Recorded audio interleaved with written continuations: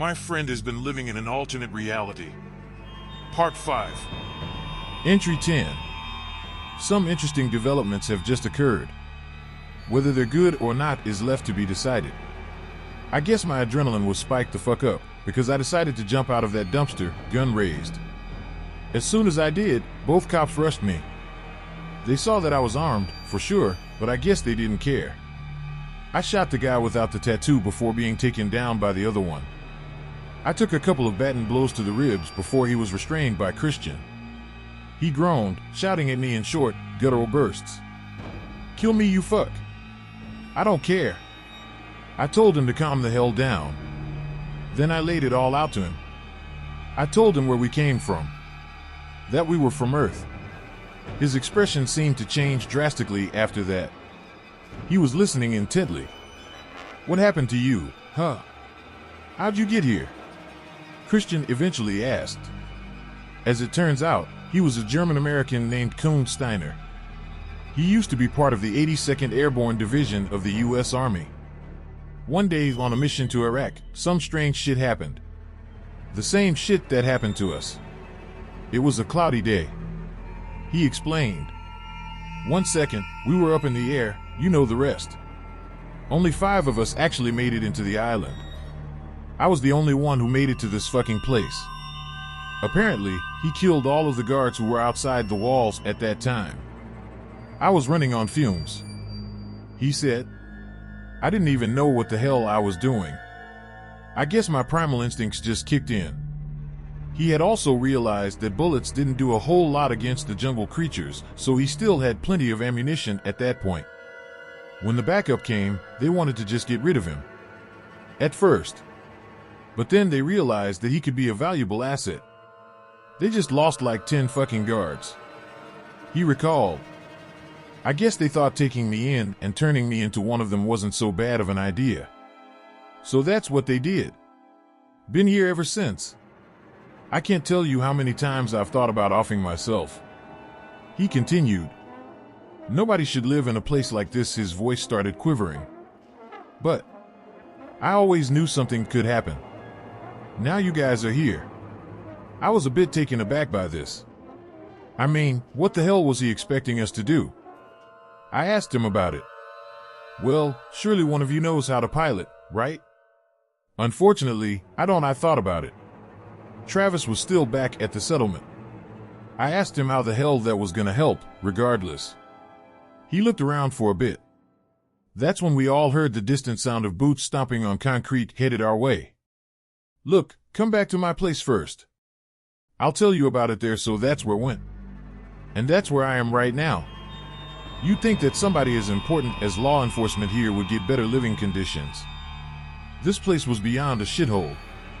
It's on the 5th floor of some dilapidated building that feels like it's going down any second. Apparently, Coons only gets an hour of running water a day, and there's no air conditioning. 90% of his meals consisted of these stiff, brown energy bars. He gave us some. I almost puked when I saw something blinking back at me after I'd taken a bite. But this was his plan. He'd sneak us out of this place and we'd go back to the settlement. Coons knew how to get there in order to pick up Travis, who would steer. Apparently, the controls were similar enough to that of Earth's. After that, we'd go back to Paradise X, break into one of the hangars where they stored the aircrafts, and fly out of there in search of the fog again.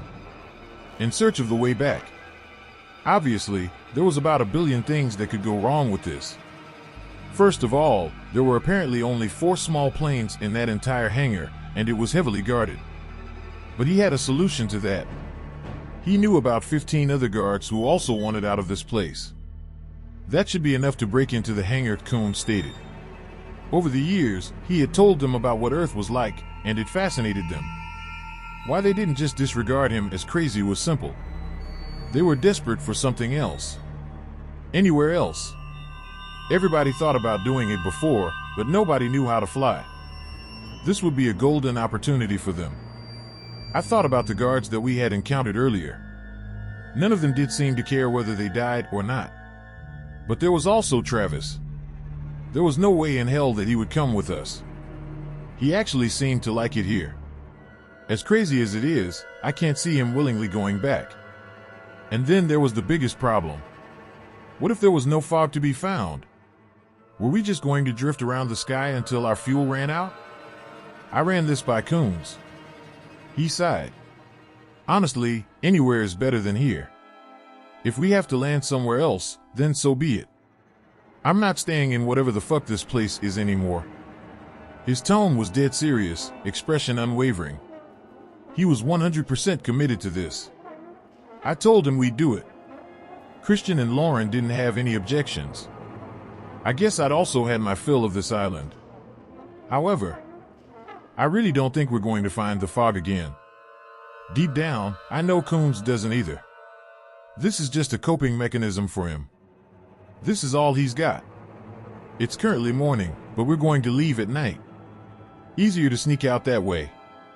I have to say, I'm still excited. I know I shouldn't be, but I am. We aren't going back to Earth. There's no way. Entry 11. It's finally dark out. We're going for it. Coon says that there's a hidden tunnel that we can take that'll lead us out. There's also a vehicle waiting for us, which one of the other guards has set up. Entry 12. We're driving back to the settlement now. Fortunately for us, this vehicle has blinds on the passenger windows. I decided that this would be a good time to ask Coon some more questions about Paradise X. As it turns out, the place is sort of a combination between a dictatorship and anarchy. There is technically somebody who runs and has power over everything. They call him the Pioneer. It's ironic because he had absolutely no contribution in discovering the place. Now, this guy, he can make any laws he wants. But he doesn't. He just leaves the cesspool of a city to fester in its own waste. That's right, there were no actual rules against murder, or anything for that matter. The only real laws were that you couldn't attack the law enforcement, which was broken on an hourly basis, and that you couldn't step foot on the Pioneer's personal property, where he and the ones close to him lived in relative luxury. This was a big deal. The punishment was supposedly worse than death. The only reason he sent out police at all were to monitor for any creatures that leaked past the wall. This wasn't uncommon, apparently. If they saw any, the regular police would notify what was known as the command operatives to come and get rid of them, which was mainly comprised of the enhanced guards. After that, I asked about the copies. I could see him become visibly paler at the mention of them. He didn't know too much about them either. He'd never even seen one. In fact, nobody around him had come to a consensus on what they really were. Just don't touch him, he said. Simple as that. I asked him what would happen if you did. Maybe he'd have a better answer than Grillo. Well, you know how they can take your form just by looking at you? He responded. The thing is, when it's just staring at you, it's merely a hollow shell of yourself. But once you've made contact with it, you're essentially giving it permission to become you. And you know, two of the same person can't exist at once. So after that, you're gone. I still didn't understand what the hell that was supposed to mean. I pressed him for more answers, but he left it at that. Nobody seemed to want to talk about these things. Entry 13. The rest of the drive was uneventful. But then we reached the settlement. It's really hard to say what happened. But a massacre obviously occurred. There were abnormally large claw marks scraped into the sides of the cabins, and bodies were haphazardly scattered everywhere. I tried not to look because there were kids. We searched the place for a while, but found no survivors. Eventually, Christian went back to praying and Lauren just started bawling. I was horrifically transfixed by the whole scene. I don't know what to think anymore. Eventually, we found Travis's upper body. Safe to say, the plan wasn't going to work. Coons cursed loudly and started pacing. I heard him mumbling, "This can't happen. I have to do this. Fuck. I can't stay here." At that point, I echoed his sentiments pretty closely. We really needed to get the hell off this island. But I never found any trace of Rust. His body wasn't among the dead. I did find his journal. Or what was left of it, anyways. Most pages were torn apart and the rest was simply indecipherable. I tried analyzing it, but it just read like ramblings from a madman. However, I did find something interesting during the last few entries. He'd scribbled, "This is a terrifying discovery," we dashed before the page was ripped off. Shit. Wonder what the hell that's about. Let's go. Coons' voice echoed across the destroyed civilization. I asked him what the plan was now. I'll pilot myself if I have to. I don't give a fuck, we're getting out of here. Entry 14. We're driving back to Paradise X now. Christian and Lauren just look disaffected now. Empty. Coon said that the plan was still on. It can't be that hard, right? He said in regards to flying. Yeah, probably not. I responded. He was obviously delusional at this point, but he seemed unstable and I didn't want to piss him off some more. I really don't know where this is going. Entry 15. It's happening. Coons has gone out and notified everybody who wants in. The numbers actually increased to 22 now, including some civilians. I asked him how the hell we were all supposed to fit. We won't, he responded. Not all of us are going to make it. They're all well aware of that. Well, that's nice to think about. I also asked him what he told them about not having a pilot. He said that he didn't say anything. They probably wouldn't have wanted to help if they knew this. Just say that you're the pilot, he told me. Don't worry, you don't have to actually do it if you don't want to. I'll figure it out. He said this with such unwavering confidence. It was definitely just a facade. I could tell that he had no hope this was going to work. But, fuck it. There's always a chance. Besides, Dust Blue really isn't worth staying on. Make sure you use those bullets well. He said. Every shot needs to count now. Entry 16. Fuck me. So, this is what happened. We met up with the other 22 in some shitty warehouse.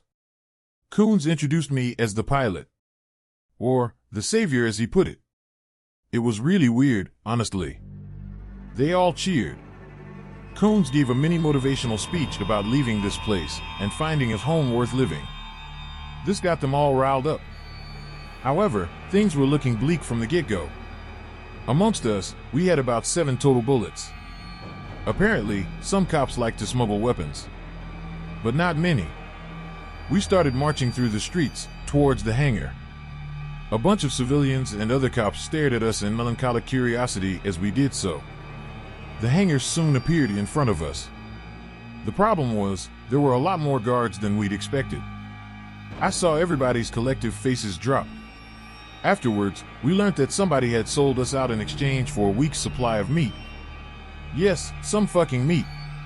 What Coons never told us was that the hangar was directly on the Pioneers' property. The next moments were a relative blur. The renegade cops charged the hangar with blatant disregard for their own lives. My vision was obstructed by red mist and bodies as I stumbled around. There was no way in hell that I was running into a sea of bullets, so I started scrambling out of there. At some point during the madness, I was clotheslined by some behemoth of a man. I blacked out soon after. I woke up after God knows how much time. I can feel turbulence. Guess we're on a plane. My chest hurts like fuck and my legs are shackled to a wall. My weapon is gone, but the journal's still here. Great. I looked around the small space to find about 6 of the other cops/civilians who were there with us. Among them were Coons and Lauren. I guess Christian didn't make it. I called over to Coons and asked him where the hell we were going. As it turns out, we were headed to some kind of prison located on an island called Ghost Hazard. He said it so solemnly. Everybody around here looks so defeated. I'm so tired.